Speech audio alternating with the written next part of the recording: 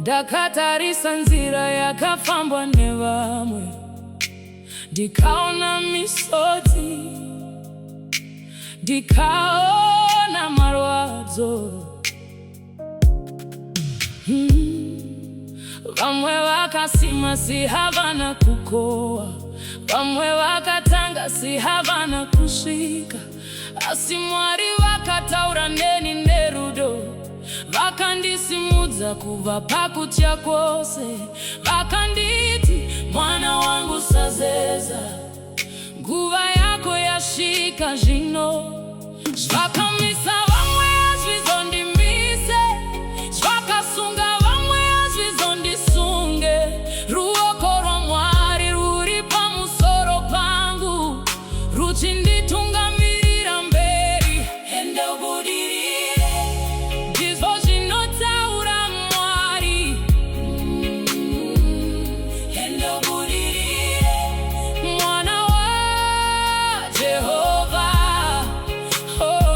Misungo yezvizvarwa yava kuputsika, maketani yose yava kudambuka. Ende ubudirire, famba uchikunda, mikova yavhurika pamberi pako. Kubva pakubwinya kuenda pakubwinya, nyasha dzaMwari dziri pamusoro pako.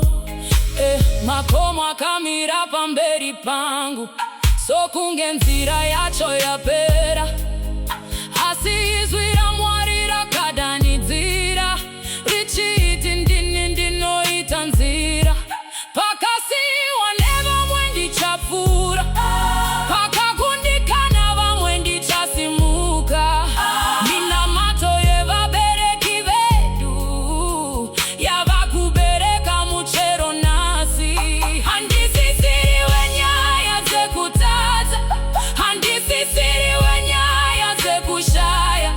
Jehovha vakanyora nyaya itsva yekukunda nekubudirira. Ende ubudirire, ndizvo zvinotaura Mwari. Ende ubudirire, mwana waJehovha.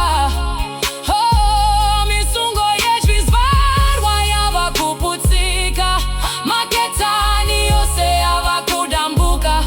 Ende ubudirire, famba uchikunda, mikova yavhurika pamberi pako. Kubva pakubwinya kusvika pakubwinya, nyasha dzaMwari dziri pamusoro pako.